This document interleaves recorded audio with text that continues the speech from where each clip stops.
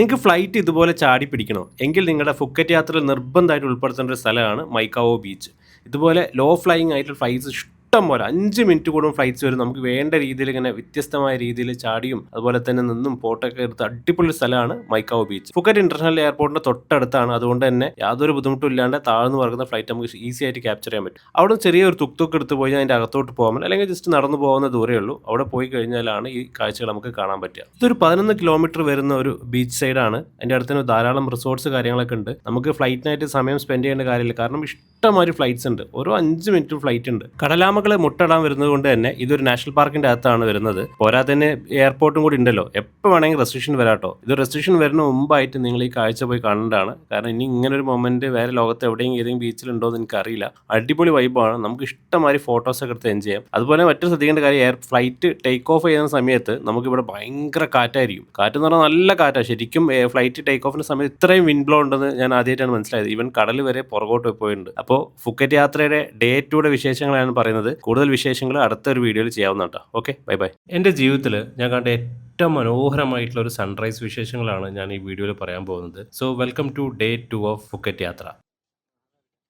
തലേ ദിവസം ഞങ്ങൾ ജോസ്റ്റലിൻ്റെ അടുത്തുള്ള തന്നെ ഒരു മലിൻ പ്ലാസ എന്ന് പറഞ്ഞ ഒരു മാർക്കറ്റ് പോലത്തെ ഒരു ഏരിയ ഉണ്ട്. ഒരുപാട് തായ് ഡിഷസ് കിട്ടുന്ന ഒരു ലൊക്കേഷനാണ്. അപ്പോൾ ഞങ്ങളുടെ ട്രാവൽ ഏജന്റായ യുപിൻ സജസ്റ്റ് ചെയ്ത ഒരു ബേസിൽ പ്ലസ് ബീഫ് എന്നൊരു കോംബോ ഉണ്ട്. അത് ട്രൈ ഔട്ട് ചെയ്യാൻ. അപ്പോൾ ഞങ്ങൾ അതും ട്രൈ ഔട്ട് ചെയ്തു. നേരത്തെ കാലത്ത് അന്ന് പോയി കിടന്നു. അതിന് മുമ്പായിട്ട് കിടക്കുന്ന മുമ്പായിട്ട് ഞങ്ങൾ കോക്കനട്ട് ഐസ്ക്രീമും ഒന്ന് ട്രൈ ഔട്ട് ചെയ്തിട്ടുണ്ടായിരുന്നു. കാരണം ഞങ്ങൾ നാളെ രാവിലെ പുലർച്ചെ 4 മണിക്ക് എണീറ്റ് തന്നെ നമുക്ക് സൺറൈസ് കാണാൻ പോകുന്നുണ്ട്. അപ്പം ഫുക്കറ്റിൽ നിന്ന് ഏകദേശം ഒരു 2 മണിക്കൂർ ട്രാവൽ ചെയ്തിട്ടാണ് ഞങ്ങൾ ഇവിടെ എത്തിയിട്ടുള്ളത്. ഒരാൾക്ക് 40 ബാത്താണ്. നമ്മൾ ഈ എൻട്രി ഫീ അല്ല, ഒരു 10 മിനിറ്റിൽ ടെമ്പോ ട്രാവലിൽ മുകളിൽ കയറിയിട്ട് വേണം ഈ സൺറൈസ് പോയിന്റ് എത്താനായിട്ട്. ഞങ്ങൾ ഏകദേശം ഒരു 6:15 കൂടി എത്തി. അപ്പോൾ ജസ്റ്റ് സൺറൈസ് തുടങ്ങുന്ന ഒരു മൊമെന്റ് ആയിട്ടുള്ളൂ. ഭയങ്കര ബ്യൂട്ടിഫുൾ ആയിരുന്നു സത്യം പറയാലോ. ഞാൻ ഇത്രയും കാര്യം ഈ ഫോട്ടോയിൽ കാണുന്ന പോലെ നല്ല റിയൽ ആയിട്ട് കാണുന്ന കാഴ്ചകൾ ഭയങ്കര മനോഹരമായിരുന്നു. ശരിക്കും അങ്ങനെ ഒരു ആ ലാൻഡ്സ്കേപ്പിൽ നമുക്ക് കാണാൻ പറ്റുന്നുള്ളത് ശരിക്കും തായ്ലാൻഡിൽ മാത്രമേ ഇങ്ങനെ ഒരു സ്ഥലം ഉണ്ടാവുള്ളൂ എന്ന് എനിക്ക് തോന്നിപ്പോയി. ഈ സ്ഥലത്തിന്റെ ശരിക്കുള്ള പേര് സമറ്റ് നാക്ഷേ എന്നാണ്. ഇത് ശരിക്കും ഫുക്കറ്റിലല്ല, വേറൊരു പ്രൊവിൻസസിലായിട്ടാണ് വരുന്നത്. ഇത് ശരിക്കും ഈ ചുണ്ണാമ്പ് കല്ലുകളൊക്കെ ചേർന്നിട്ടുണ്ടാകുന്ന ഒരു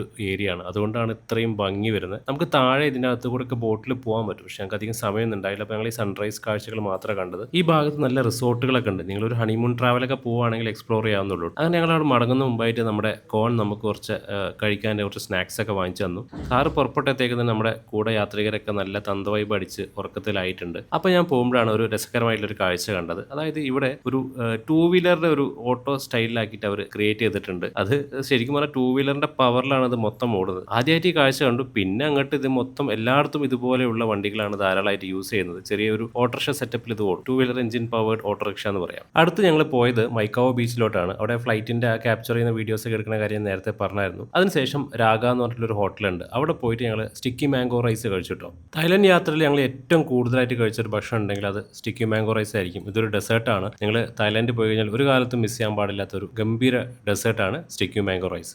അടുത്ത യാത്ര ഫുക്കറ്റിലെ ഐലൻഡ് ടൂർസ് ആണ്. ഫുക്കറ്റിൽ വളരെ പ്രശസ്തമായിട്ടുള്ള ഫിഫി ഐലൻഡും മായാബേ ഒക്കെ ഉണ്ട്. പക്ഷേ ഞങ്ങൾ അധികം ഈ കടൽ ടൂറുകൾ അധികം എക്സ്പ്ലോർ ചെയ്തില്ല. ഒരു കായ് ഐലൻഡ്സ് പറഞ്ഞ 3 ഐലൻഡ്സ് ഉണ്ട്. അത് മാത്രമാണ് ഞങ്ങൾ എക്സ്പ്ലോർ ചെയ്തത്. കാരണം ഒരു ഹാഫ് ഡേ ഉണ്ടായിരുന്നുള്ളൂ. ശരിക്കും ഫുക്കറ്റിലെ കടലൊക്കെ എക്സ്പ്ലോർ ചെയ്യാൻ തനിയെ ഒരു ദിവസം വരണം. അപ്പോൾ ഞങ്ങൾ കായ് ഐലൻഡ്സിന്റെ ഒരു ട്രിപ്പ് എടുത്തു. സീ സ്കൈ എന്ന് പറഞ്ഞൊരു ഗ്രൂപ്പിന്റെ കൂടെ അടുത്ത് പോണ മുമ്പായിട്ട് നമ്മുടെ അണ്ണന്റെ ഖജനാവ് തുറന്ന് കുറച്ച് സാധനങ്ങൾ പുറത്തെടുത്തിട്ടുണ്ട്. പൊന്നോ,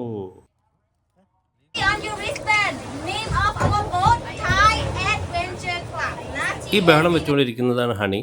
കായ് ഐലൻഡ് ടൂറിൻ്റെ ഞങ്ങളുടെ ഗൈഡായിട്ടാണുള്ളത്. ഇത്രയും വലിയൊരു ക്രൗഡിനെ വളരെ സ്മാർട്ടായിട്ടാണ് അവർ എൻഗേജ് ചെയ്തുകൊണ്ടിരിക്കുന്നത്. കായ് ഐലൻഡ് ടൂറിന് പ്രധാനമായിട്ടും 3 ഐലൻഡുകളാണുള്ളത്. കായ് നായ്, കായ് നോക്ക് ആൻഡ് കായ് നൂയ്. ഞങ്ങൾ ആദ്യം പോകുന്നത് കുറച്ചും കൂടി ഒരു റോക്കി ഫോർമേഷനൊക്കെ ഉള്ള ഒരു ഐലൻഡാണ്. അത് കായ് നോക്ക് ഐലൻഡാണ്. സ്നോർക്കലിങ്ങിന് പറ്റിയ അടിപൊളി ലൊക്കേഷനാണ്. അതുകൊണ്ട് തന്നെ നമുക്ക് ബോട്ടിൽ നിന്ന് സ്നോർക്കലിങ്ങിൻ്റെ എല്ലാ കിറ്റുകളൊക്കെ അവർ തന്നു. എവിടെ പോയി സ്നോർക്കൽ ചെയ്യണം എന്നൊക്കെ വളരെ വ്യക്തമായിട്ട് ഡീറ്റെയിൽ അത് തന്നു. ഈ ഐലൻഡിൻ്റെ പ്രത്യേകത എന്താ വെച്ച് കഴിഞ്ഞാൽ വളരെ ഷാലോ വാട്ടർ തന്നെ നമുക്ക് നന്നായിട്ട് വളരെ രസകരമായിട്ടുള്ള കളർഫുൾ ഫിഷസിനൊക്കെ കാണാൻ പറ്റും. ഇനി സ്വിമ്മിങ്ങും അതുപോലെ തന്നെ സ്നോർക്കലിംഗ് ഒക്കെ പേടിയുള്ളവരാണെങ്കിൽ അവിടെ ധാരാളം ബീച്ചേഴ്സ് ഉണ്ട്. നമുക്ക് അവിടെ പോയിരുന്ന് എന്തെങ്കിലും ഡ്രിങ്ക്സോ അല്ലെങ്കിൽ സ്നാക്സ് ഒക്കെ ഓർഡർ ചെയ്ത് ഈ ബീച്ച് കാഴ്ചകളൊക്കെ എൻജോയ് ചെയ്യാവുന്നുള്ളൂ. ഞങ്ങൾ എന്തായാലും മടുക്കുവോളം നന്നായിട്ട് കുറേ സ്നോർക്കൽ ചെയ്തു. വലിയ താഴ്ചയൊന്നും ഇല്ലാത്തതുകൊണ്ട് തന്നെ നന്നായിട്ട് ഒരുപാട് ഫിഷ് സൈറ്റിംഗ് ഒക്കെ കിട്ടി. അടിപൊളിയായിരുന്നു. ഇതിന് പ്രത്യേകിച്ച് ചാർജ് ഒന്നുമില്ല, കംപ്ലീറ്റ്ലി ഫ്രീ ആണ്. എല്ലാ കിറ്റും അവർ തന്നെ തന്നല്ലോ. ഇവിടെ ഇത് മാത്രമല്ല കേട്ടോ, ഒരുപാട് വാട്ടർ സ്പോർട്സും നിങ്ങൾക്ക് എൻജോയ് ചെയ്യാവുന്നുള്ളൂ. ഒരുപാട് അതുപോലെ ജെറ്റ് സ്കൈ, അതുപോലെ തന്നെ ബനാന റൈഡ്, അങ്ങനെ ഒരുപാട് വാട്ടർ സ്പോർട്സ് ആക്ടിവിറ്റീസ് ഉണ്ട്. പക്ഷേ അതിനൊക്കെ അഡീഷണൽ കോസ്റ്റ് വരുന്നതുകൊണ്ട് ഞങ്ങൾ അധികം ഇൻവോൾവ് ചെയ്തില്ല. അടുത്ത് ഞങ്ങൾ പോകുന്നത് ഒരു ഡിഫറെൻറ്റ് ഐലൻഡിലോട്ടാണ്, കായ് നായ് ഐലൻഡിലോട്ടാണ്. ഈ ഐലൻഡിന് ഒരു പ്രത്യേകതയും കൂടിയുണ്ട്. അതായത് ഇതിനൊരു കാറ്റ് ഐലൻഡ് കൂടിയാണ് പറയുന്നത്. അതായത് ധാരാളം പൂച്ചകൾ ഇവിടെ ഉണ്ട്. വളരെ ടൂറിസ്റ്റ് ഫ്രണ്ട്ലി ആയിട്ട് ഒരുപാട് പൂച്ചകൾ ഇവിടെ ഉണ്ട്. അപ്പോൾ കുറേ ടൂറിസ്റ്റ് ഈ പൂച്ചകളിലൂടെ കളിക്കുകയും ഫോട്ടോ എടുക്കുകയൊക്കെ ചെയ്യുന്നുണ്ട്. ഞങ്ങളൊരു മറുവശത്ത് ഒരു നല്ലൊരു കഫേ ഉണ്ട്, ഒരു ബീച്ച് വ്യൂവും അതുപോലെ രസകരമായ ഒരു കഫേ ഉണ്ട്. ഞങ്ങൾ അവിടെ ഇരുന്ന് കുറച്ച് തായ് ടീ അതുപോലെ ഡ്രിങ്ക്സ് ഒക്കെ ഓർഡർ ചെയ്ത് കുറച്ച് നേരം സ്പെൻഡ് ചെയ്തു. ഈ കായ് ഐലൻഡ്സിന് വേറൊരു പേരും കൂടി ഉണ്ട്. നോർമലി എഗ് ഐലൻഡ്സ് എന്നാണ് പറയാറ്. അതായത് ഒരു മുട്ടയുടെ ഷേപ്പിലാണ് ഈ 3 ഐലൻഡ്സും ഉള്ളത്. അപ്പം മൂന്നാമത്തെ ഒരു ഐലൻഡും കൂടി ഞങ്ങൾക്ക് പോകാനുണ്ട്. പക്ഷേ അവിടെ ജെല്ലി ഫിഷിൻ്റെ ഒരു പ്രശ്നമുള്ളത് കൊണ്ട് നമ്മൾ തിരിച്ച് നേരെ ഫുക്കറ്റിലോട്ട് പോയി. തിരിച്ചു വരുമ്പോൾ നമുക്ക് കഴിക്കാനായിട്ട് തണ്ണിമത്തനും അതുപോലെ പൈനാപ്പിളൊക്കെ ഉണ്ടായിരുന്നു. അതുകൂടാണ്ട് തിരിച്ചു വരുന്ന സ്പീഡ് ബോട്ടിൽ പാട്ടൊക്കെ ഇട്ടിട്ട് ഗംഭീരമായിരുന്നു. എസ്പെഷ്യലി നമ്മൾ ഹണി ഡാൻസ് ഒക്കെ ചെയ്ത് തകർക്കായിരുന്നു. തിരിച്ചു വന്നപ്പോൾ ഞങ്ങൾക്ക് വേറൊരു സർപ്രൈസും കൂടി ഉണ്ടായിരുന്നു. നമ്മൾ ഐലൻഡിൽ സ്പെൻഡ് ചെയ്യുന്ന സമയത്ത് ഇവർ ധാരാളം ഫോട്ടോഗ്രാഫ്സ് ഒക്കെ എടുത്തിട്ടുണ്ടായിരുന്നു. അപ്പോൾ നമ്മൾ ബീച്ചിൽ ഇറങ്ങിയ പാട് നമ്മളവിടെ സ്പെൻഡ് ചെയ്ത ഫോട്ടോസൊക്കെ ഫ്രെയിം ചെയ്ത് ഡിസ്പ്ലേയിൽ വെച്ചിട്ടുണ്ട്. നമ്മളെ കൊണ്ട് വാങ്ങിക്കാനുള്ള ഉടായ്പ പരിപാടികളാണെങ്കിലും പക്ഷേ ഫോട്ടോസൊക്കെ എനിക്ക് ഇഷ്ടമായിരുന്നു. നമ്മൾ ഒരെണ്ണം മേടിച്ചു. അടുത്ത് നമ്മൾ പോകുന്നത് നാക്ക മാർക്കറ്റ് എന്ന് പറഞ്ഞ ഒരു വീക്കെൻഡ് മാർക്കറ്റാണ്. ഫുക്കറ്റിലെ വീക്കെൻഡ്സിൽ മാത്രം കാണുന്ന ഒരു ഗംഭീര മാർക്കറ്റാണ്. അപ്പോഴാണ് ഒരു കാര്യം ശ്രദ്ധിച്ചു, നമ്മുടെ ഡ്രൈവർ എപ്പോഴും നമ്മുടെ ഒരു എൻഡ് പോയിന്റിലോ നമ്മൾ ഏത് സ്ഥലത്ത് എത്തിക്കുന്ന ഫോട്ടോഗ്രാഫ്സ് എടുത്തിട്ട് നമ്മുടെ ഏജന്റിന് അപ്ഡേറ്റ് ചെയ്യും. അതൊരു പ്രൊഫഷണലിസത്തിന്റെ ഭാഗമായിട്ട് എനിക്ക് തോന്നി. നാക്ക മാർക്കറ്റിലെ വിശേഷങ്ങൾ അടുത്ത വീഡിയോയിൽ പറയാം. ഇത് ലോനാൻ, ഇത് നമ്മുടെ അബിയു പോലത്തെ ഒരു ഫ്രൂട്ടാണ്. ഇത് ലുക്ക് അപ്പ് എന്ന് പറയും. ഇത് ജാക്ക് ഫ്രൂട്ടിന്റെ വേറെന്തോ പേരാണ്.